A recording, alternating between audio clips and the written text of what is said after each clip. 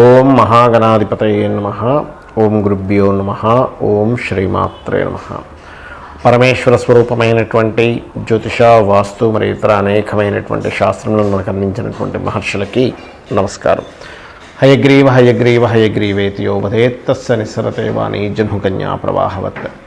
అరుణాం కరుణాతరంగితాక్షీం ధృతపాశాంకుశపుష్పబాణచాపాం అనిమాదిభిరావృతాం మయూకైః అహమిత్యేవ విభావయే భవానీం. శ్రీమాత్రే నమః.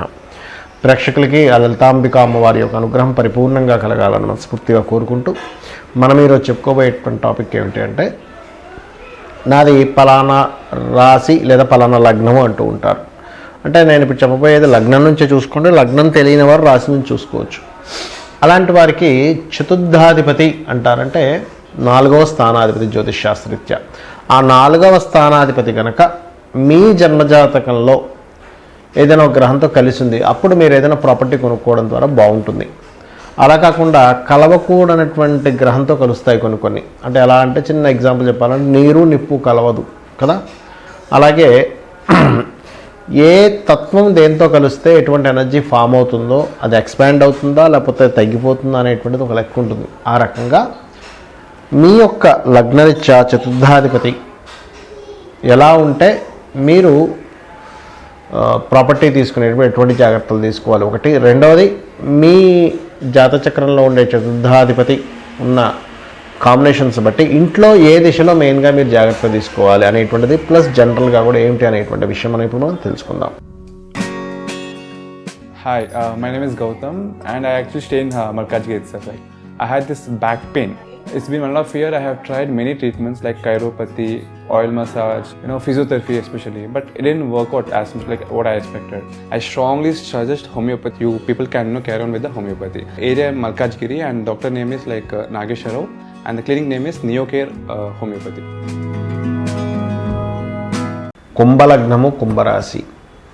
మీ లగ్నం కుంభమని తెలిస్తే కుంభం చూసుకోండి, లేదు తెలియని వారు రాశి కూడా చూసుకోవచ్చు. నేను చెప్పే విషయం ఇందులో, మీరు ఏదైనా ఒక ప్రాపర్టీ తీసుకునేటప్పుడు కానీ, ఆ ప్రాపర్టీలో మీకు పలానా పార్ట్ ఇలా ఉందన్నప్పుడు కానీ ఈ జాగ్రత్త ఖచ్చితంగా తీసుకోవాలి. ఏమిటది? కుంభం వారికి ప్రాపర్టీ యోగాన్ని ఇచ్చే గ్రహం కానీ జనరల్గా తీసుకుంటే శుక్రుడు. ఇక ఈ శుక్రుడు వేరే గ్రహాలతో కలిసి ఇంకోటి కూడా మారుతుంది. అది పర్సనల్ చార్ట్ వల్ల ఎవరికి వారికి ఇండివిజువల్గా ఉంటుంది. అయితే ప్రధానంగా ఈ శుక్రగ్రహం కనుక బాగుంది అనుకోండి, మంచి లగ్జరీ లైఫ్, మంచి వెహికల్, మంచి లగ్జరీ విల్లా లేకపోతే బంగ్లా లేకపోతే మంచి డూప్లెక్స్, మంచి అపార్ట్మెంట్, లగ్జరీ దాంట్లో ఉంటారు. అందులో ఎటువంటి సందేహం లేదు. ఏది వీనస్ బాగుంటే వరకే. కుంభలగ్నం వారికి పాడయ్యాడు.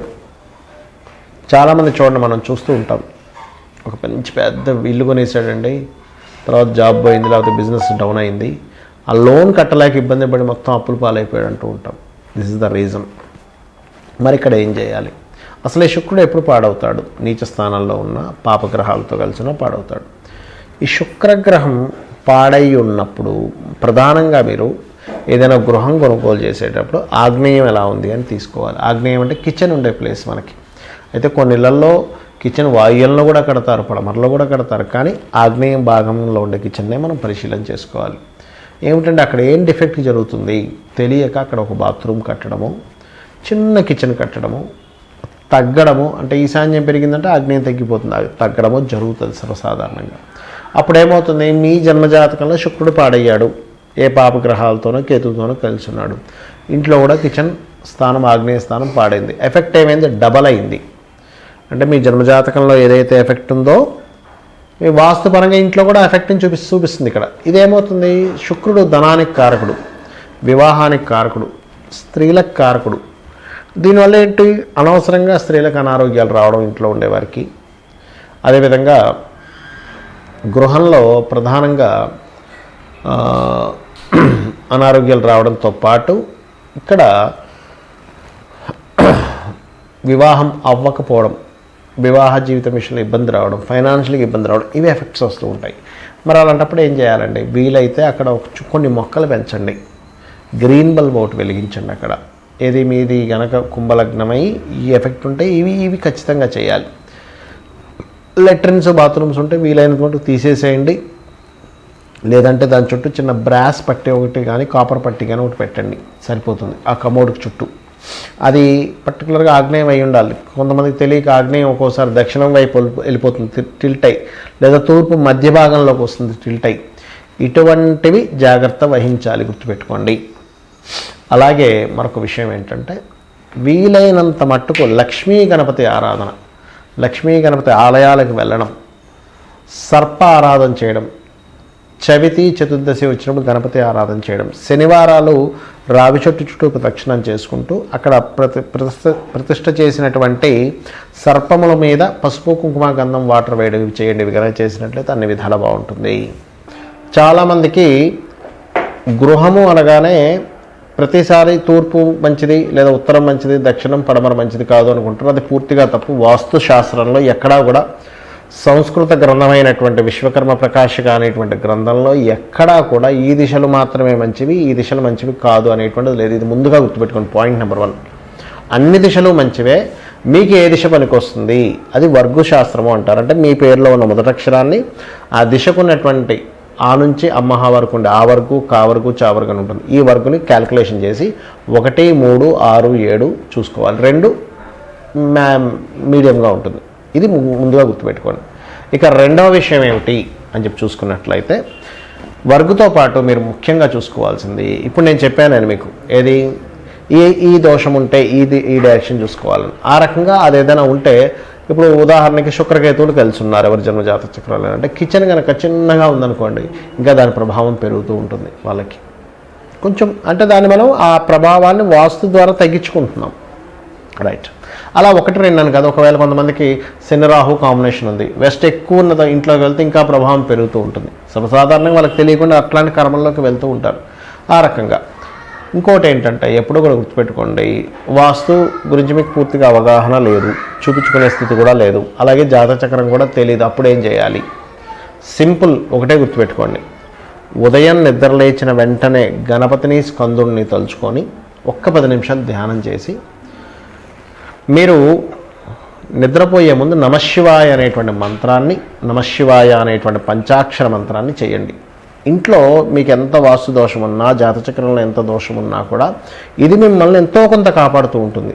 నిత్యము కనుక చేయగలిగితే, ఏదో ఒకరోజు చేశానండి, ఒకరోజు చేయగానే నాకు ఎటువంటి మార్పు రాలేదు అనకండి. నిత్యము చేయండి, మీరే చూస్తారు మార్పు అనేటువంటిది.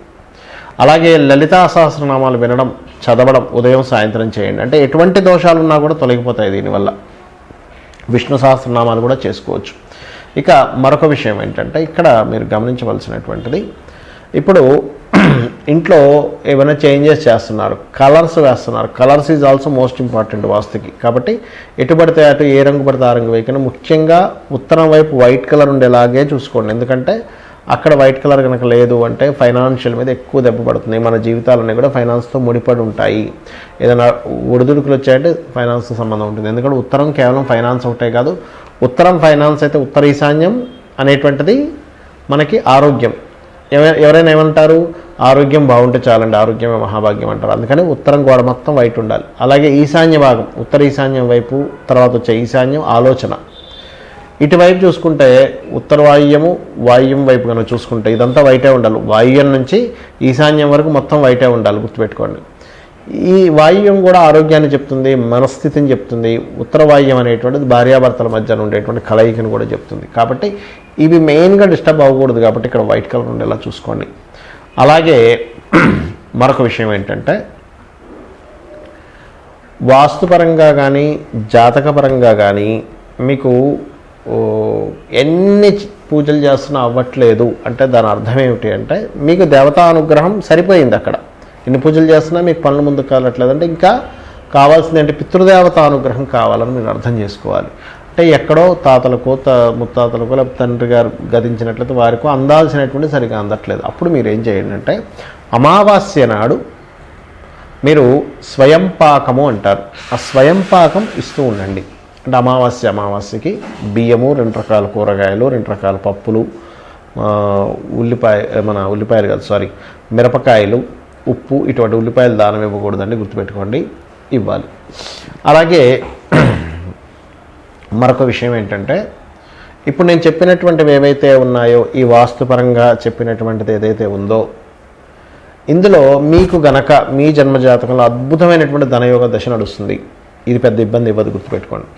నీచభంగ రాజయోగం, విపరీత రాజయోగ దశలు నడుస్తున్నాయి, ఏమీ ఇబ్బంది ఉండదు. అంటే అలాగా ఆల్రెడీ ఆ వ్యక్తికి 1,00,000 వస్తుందనుకోండి ప్రతి నెల, ఒక 10,000 20,000 ఎక్స్ట్రా ఖర్చు అనేటువంటిది పెద్ద బర్డన్ కాదు. అలాగే మీకు పెద్ద యోగం మీ జన్మజాతకంలో ఉన్నప్పుడు ఈ చిన్న చిన్న దోషాలు మిమ్మల్ని ఇబ్బంది పెట్టవు.